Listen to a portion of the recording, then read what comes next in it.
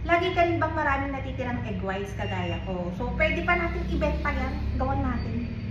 Today nga ay gagawa tayo ng angel food cake. Sobrang light lang ng flavor nito, malambot, pero alam mo yun, may bite siya kapag kinagat mo, hindi katulad ng Brazo de Mercedes.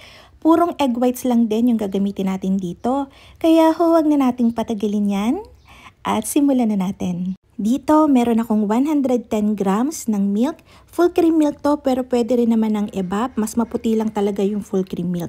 42 grams ng chiffon aid cake oil. Any neutral oil naman pwede dito. Kaya lang para mas malambot talaga yung kakalabasan ng mga chiffon ko, chiffon aid cake oil talaga yung ginagamit ko. Then, magsisift tayo dyan ng 95 grams ng cake flour. Pilmico yung brand na ginagamit ko para sa cake flour ko. 7 grams ng cornstarch. Then, nahaluin lang natin yan. Pagkatapos, mag-a-add tayo dito ng 1 teaspoon ng vanilla emulco. Tigwa 1 kilo yung packaging nito, pero meron tayong available na tagwa 100 ml lang. Hinalo ko yan until smooth, and then i-set aside natin yan. Super madali lang gawin to. Kung nakakagawa ka na ng chiffon, madali mo na lang din tong magagawa. Nagtimba nga ako dyan ng 280 grams ng egg whites. Lalagyan ko yan ng 90 grams ng sugar, then kalahating juice ng lemon. Sobrang light lang kasi yung flavor ng angel food cake, kaya ako naglalagay ng lemon juice. Kung wala kayong lemon, pwede rin naman ng 3 pirasong juice ng kalamansi. So, ibibit lang natin yung merang natin hanggang maging medium stiff peak. Kung mapapansin nyo, lahat ng measurement ng ingredients natin ay naka-grams para hindi kayo magkakamali. Pwede naman natin itong i-convert sa by cups, kaya lang iba pa din kasi talaga yung kinakalabasan. Once na na-reach na natin yung medium stiff peak, magfo-fold lang ako ng kaunti dito sa ating mixture. Ifo-fold natin yan until well combined, and then isasalang na natin yan. Isasali na natin yan dito sa rest ng merang natin. Then, ifo-fold ulit natin. Kadalasan, ang nangyayari sa akin, yung mga egg whites ko, iniipon ko siya hanggang mag 4 days.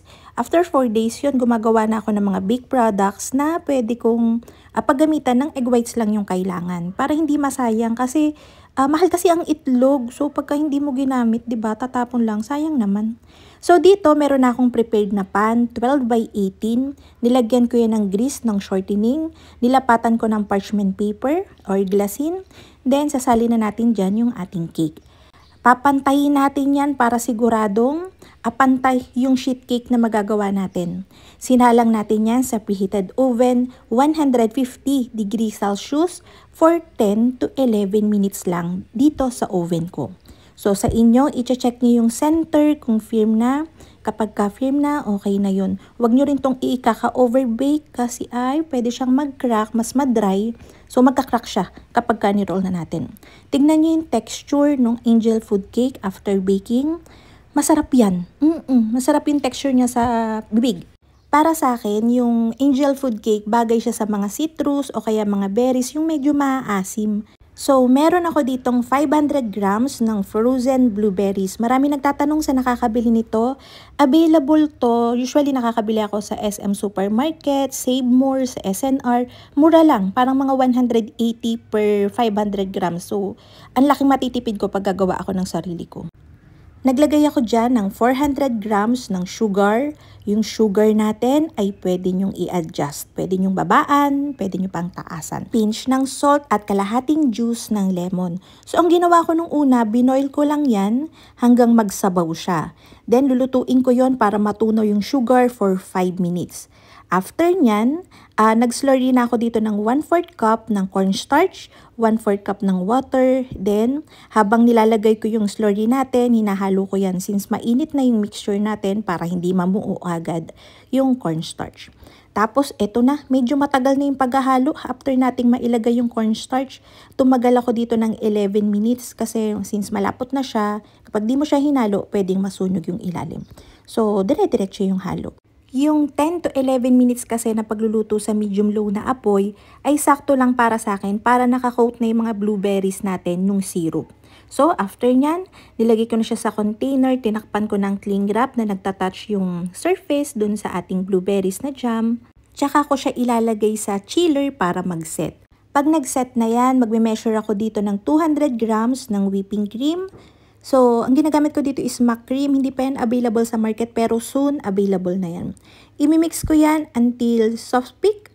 Yan, ganyan lang yung texture muna. Tapos ito, optional na to. Blueberry kasi yung flavor natin. So, masarap kasi kapag may cream cheese yon. So, dito, nagki-cream lang ako ng 150 grams ng cream cheese. After kong makream yan, medyo malambot na siya. Ilalagay ko na yan siya dito sa whipping cream natin. Hahaluin natin yan until well combined. Optional lang yung cream cheese. So, kung wala kayong cream cheese, gawin yung 300 grams yung liquid whipping cream nyo. So, eto na yung blueberry na ginawa natin kanina. Nakaset na siya, malamig na. So, pwede na natin siyang ihalo dito sa whipped cream natin. Naglagay lang ako ng konti, pero depende na sa inyo. Hindi naman nakakabago ng texture ng cream. Hindi siya lalabsa kung sakaling dadamihan nyo since malapot yung ating blueberry jam. So, fold ko lang yan ng ganyan. Ay ako ng medyo, alam mo yun, pantay yung kulay. Mas maganda kung medyo marbled siya. Kung mapapansin nyo, karamihan ng cream nilalagay ko dun sa unahan. Para pagka ni-roll natin siya, kitang-kita talaga yung cream. Pwede din naman pantayin, okay lang din naman. Kaya lang mas gusto ko kasi to, mas nakakasyala siyang tignan. So, ayan, pinapantay lang natin para kada slice din natin pantay. Then, i-roll na natin yan. Huwag kayong matatakot mag-roll. Maganda yung recipe natin ng cake. So, hindi yan basta-basta magka-crack. Kung magka-crack man yung sa inyo, malamang na overbake lang yun. So, sundan nyo lang yung recipe. Flexible yung cake na magagawa natin. Pagka-roll ko sa kanya, hindi ko pa siya tatanggalin sa parchment paper natin. Ililipat ko siya dun sa pan, nakasya dun sa freezer namin. I-rest ko yan for 1 hour. Pag sa chiller, mga 2 to 3 hours. Para kapag ini-slice natin siya, hindi na makalat yung cream. Set na siya. Malinis yung pagkakakat natin katulad yan. So, kinakat ko lang yan. Mahigit 1 inch yung kapal. So, tingnan nyo naman yung cake natin. Di ba ang lambot? Tsaka nakakatuwa pati kasi ang puti-puti niya talaga. So, para sa finishing touch natin, ay nag-whip lang ulit ako ng MAC cream, then pinipe ko lang siya ng ganyan. Sa pagde-decorate, kahit ano namang available sa inyo na pang toppers, so pwede na yon. Tingnan nyo naman yung cake natin, diba? Ang lambot, kitang-kita na kagad. So, ayun ang mga kalutong tinapay. Sana'y nagustuhan niyo yung ating video for today. Magkita-kita tayong muli. Ito pong muli ang lutong tinapay. Bye-bye!